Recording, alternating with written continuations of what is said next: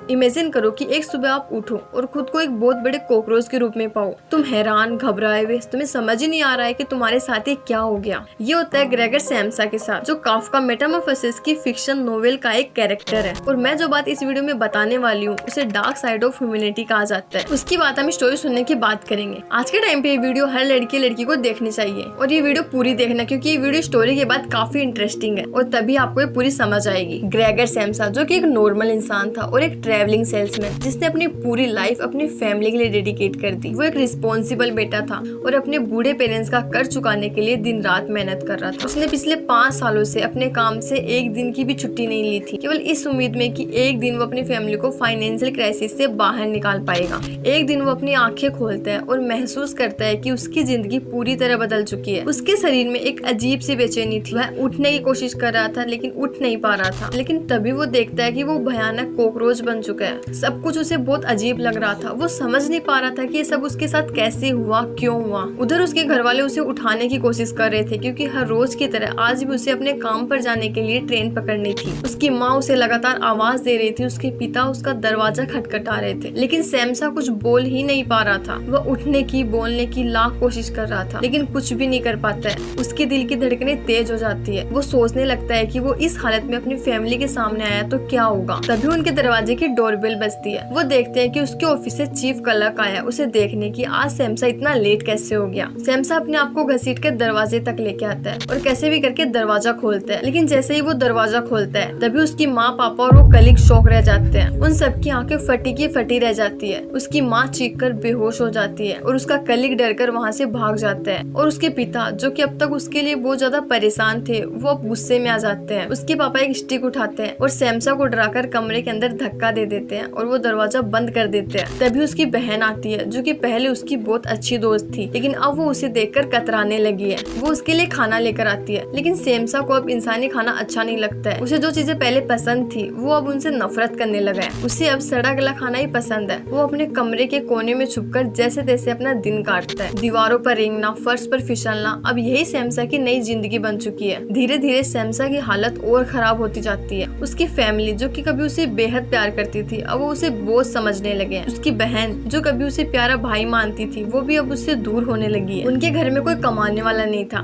इसलिए उसकी family decide करती है कि घर में किराएदार रख लेते हैं। लेकिन उनके किराएदार को गंदगी पसंद नहीं थी, इसलिए वो लोग सैम्सा को कमरे के अंदर ही बंद करके रखते हैं। लेकिन एक दिन सैम्सा कमरे से बाहर आ जाता है, जिसे किराएदार देख लेते हैं और वो लोग गुस्सा होकर वहाँ से चले जाते हैं। और तब सैम्सा के पापा को उसके ऊपर बहुत गुस्सा आ जाता है और वो उसको मारने के लिए एक सेब फेंकते हैं, जिसकी वजह से उसको काफी चोट आ जाती है। तब उसकी बहन अपने पेरेंट्स से कहती है, बस अब और नहीं, वो इस दरिंदे को अपना भाई नहीं मान सकती है। अब सैम्सा को बोलो कि वो कहीं चला जाए ताकि उनका परिवार इस बोझ से आजाद हो सके। उसकी ये बातें सुनकर मानो सैम्सा का दिल टूट जाता है। वो समझ जाता है कि उसके लिए इस दुनिया में कोई जगह नहीं बची है। सैम्सा वापस अपने कमरे के अंदर चला जाता है। वो अंधेरे से घिरा हुआ अकेला बैठा रहता है और सोचता है कि क्या उसकी जिंदगी का कोई मतलब है। उसने जो अपनी फैमिली के लिए इतनी मेहनत करी वो बेकार ही थी। उसका शरीर अब बहुत कमजोर हो चुका था। उसे अपनी मौत का एहसास हो रहा था और वो अपनी मौत के खिलाफ लड़ने के लिए हिम्मत भी नहीं जुटा पा रहा था। अगली सुबह जब उसकी बहन उसे देखने आती है, तब उसे सैम्सा मरा हुआ मिलता है और वो उसे देखकर सुन्न हो जाती है। वो लोग चुपचाप खड़े थे, जैसे कि किसी सपने से जागे हो। लेकिन कुछ समय बाद ही उनका दुख कम हो जाता है और वो लोग अपनी नॉर्मल लाइफ जीने लगते हैं। मानो उनके लिए एक बहुत बड़ी राहत थी कि उन्हें उस बोझ से मुक्ति मिल गई। काफ्का ने इस स्टोरी से ये बताने की कोशिश करी है कि एक इंसान की वैल्यू तब तक रहती है जब तक कि वो कमाता है। अगर वो कमाना बंद कर देता है तो उसकी फैमिली भी उसे छोड़ सकती है। लेकिन इस कहानी का असली मतलब कुछ और ही है, जो कि बहुत कम लोग समझ पाए हैं। अगर हम ये स्टोरी इंडिया में अप्लाई करें तो ना के बराबर ऐसे पेरेंट्स हैं जो कि अपने बच्चों के साथ ऐसा करेंगे, क्योंकि यहाँ की फैमिली में इमोशन बहुत ज्यादा होते हैं। जैसे कि आप ये वीडियो देखिए।